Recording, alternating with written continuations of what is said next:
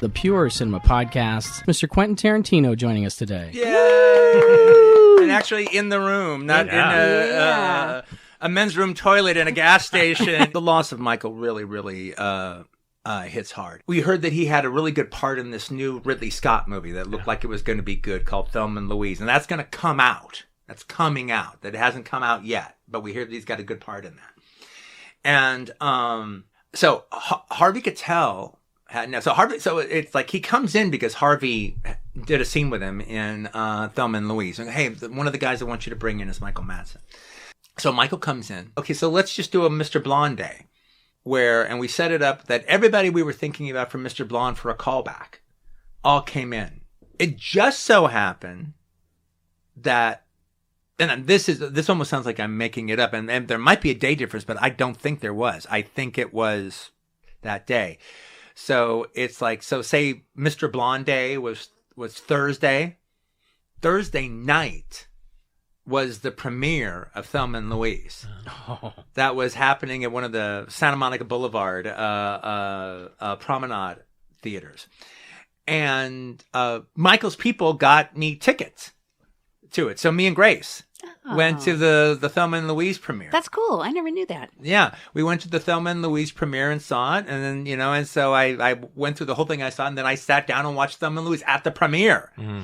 I hadn't been to that many premieres, all right, and we sit down at the premiere, and then it's like, okay, no, he's the guy, and so so the next day, I remember Ronnie Eskel, the casting director, calling up his agent. Yeah, no, your guy got it. Your boy got it. Wow.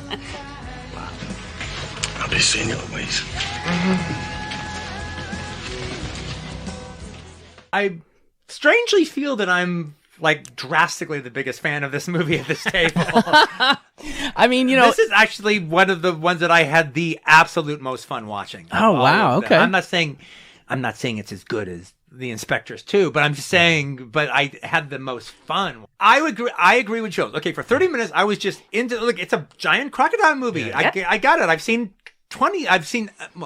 at least 8 of those. Yeah. All right. And so here's another one. Yeah. All right. And it was a real damn good one. And I liked the whole Thailand thing about it. Yeah. And I think the movie was exceptionally directed. Oh, and I'm a big fan of this director. So it was really great to see him do a modern film, Stuart Raphael.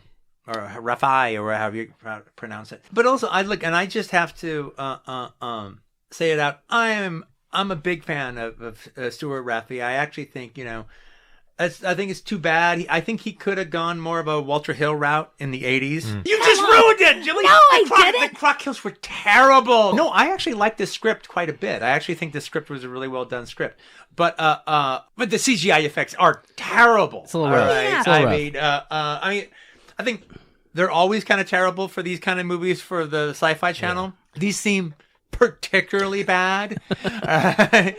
Even lower than Concord New Horizon, Piranaconda, all right, level. When Michael showed up, it was really exciting. Oh, here he is. But also, I mean, obviously he's playing the Quint character, so I don't expect him to be the lead. I expect the other guy to be the lead, and it was interesting. Right. And then the Quint character shows up about 20 minutes into the movie. Yeah. And what's interesting so too, I wasn't surprised. So yeah, I gotta say, in that regards, I was not counting the time. But I mean, particularly though, but I didn't feel the time. No, I didn't. But that was one of the just to say, and this actually goes into one of the things I liked about it. I totally had this heart pumping reaction when Michael just shows up. All right, on the beach. All right, after the one of the deaths happens on the beach, because like you're waiting for him, and then he's there. He's not talking. He doesn't say a line. He's not talking to the cops and everything, but he's sitting there making notes. He knows what's going on. None of them know what's going on. He obviously knows what's going on. He's obviously been after this fucking croc, and he's got the Quint role, but it's not necessarily a Quint clone. Like Vic Morrow is in Great White. Yeah. Even though that would be cool. All right. Even not to say anything bad about Vic Morrow in Great White. I love him in Great White. All right. But he's not only is he not a Quint clone, he's also not an Ahab clone. It's not like, he's been after this croc forever and he's always missed him. And maybe that's his leg and maybe the croc ate his leg. He's not even fucking Captain Hook, and he's just this weird obsession. He's been driven mad, like Richard Harris. All right. Orca, yeah. I don't want it the whale. I want it. The whale wants it. The whale wants it. Once you actually get to hang out with Mike's character a little bit, Michael's character, he's on his boat and he's with the lead girl who's my favorite, along with Michael, is my favorite actor in the movie. I really like the lead girl, the croc expert. Yeah, I know that's always one of my favorite characters in a animals attack movie. Anyway, is the expert that they rope in to help. I like them too. The pretty girl expert that they rope in to help him. The beautiful expert girl. And so she's talking to Michael, and then you start noticing that there's snapshots all over the cabin of the boat, mostly of children. Now, by the way, the movie won my respect by killing a child. Most of them, they're poor Taiwanese boat people. And but there's seems like there's at least 40 people on his wall, if not 60. Yeah, it's a lot. And Michael literally is playing it not like a Quint character, not like an Ahab character. He's playing it like that one burnt out cop that's been after the serial killer for 20 years. Nobody even knows that there's a serial killer.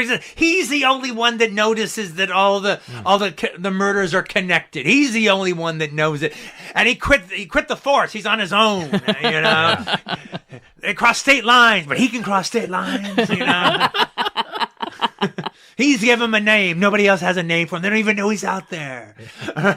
And he plays it like that guy. That was really good. But anyway, the reason I'm talking about him so much because he made a really good movie here. He made a really good movie. This is really well directed. I mean, I can laugh at the Sci-Fi Channel CGI shark attack effects, but everything else, it's really well edited. I mean, he's a good director. He knows what he's doing, and he had the money to actually do a good film.